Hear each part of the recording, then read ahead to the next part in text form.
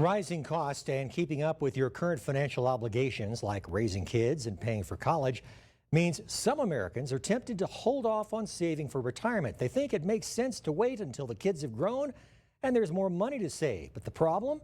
It's easy to say you'll save more later, but as our ABC7 financial contributor and investment advisor Brian Mirau explains, a lot of empty nesters are struggling to keep that promise to catch back up. Brian, as always, thank you for coming on. That can mean trouble for people's savings and retirement, doesn't it? Well, Mark, thanks for having me today. You know, the Center for Retirement Research at Boston College says that empty nesters, and these are folks that, these are parents whose kids have left the home, are not saving more for retirement after the kids have left. Many parents cover hundreds of thousands of dollars in college costs rather than building their own retirement savings, and they're planning to catch up later on. Now, the survey also found that empty nesters are not paying down their mortgages or their debt any faster than they did during their working years. And the survey also shows that many people actually cut back on work hours once their children were out of the house and they took more leisure time, but their savings rate did not increase significantly. All right, let's talk about the rules for catch-up contributions for people who want to boost their savings in the final years of their career. How do catch-up contributions work? Okay, Mark, if you have retirement accounts like IRAs and 401ks, and if your income falls into specific levels and you're over the age of 50, you can make up past contributions and deposit up to $7,000 a year into an IRA if you have earned income. And that's $1,000 more than the regular $6,000 allowance. And they'll also allow you to make catch-up contributions on your 401ks as well. And this will allow you to boost your savings for that older person you're going to someday be. All right, so how do you help bring back a dose of reality to people who aren't saving as much as they should? Well, Mark, one of the first things we do is we run a retirement income analysis.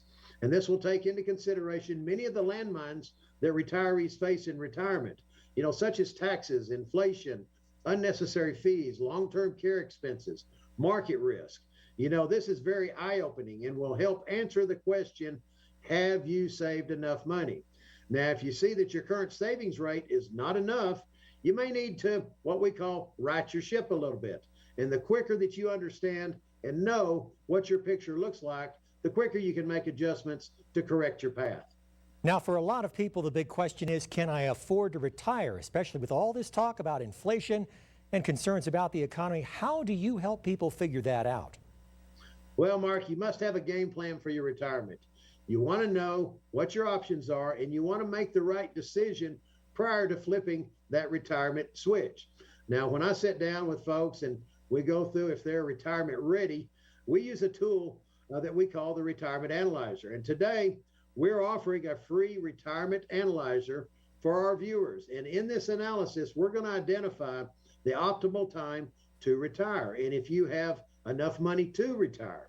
And this takes into account your retirement income, your Social Security, your investment, and your savings accounts, and many more pieces of the puzzle. And we will run this advanced software for you free of charge. And you also have to look at your tax situation and look at what we call forward tax thinking on your taxes on your retirement accounts. Now, you can give us a call at 888-668-9327 and ask for your free retirement analyzer.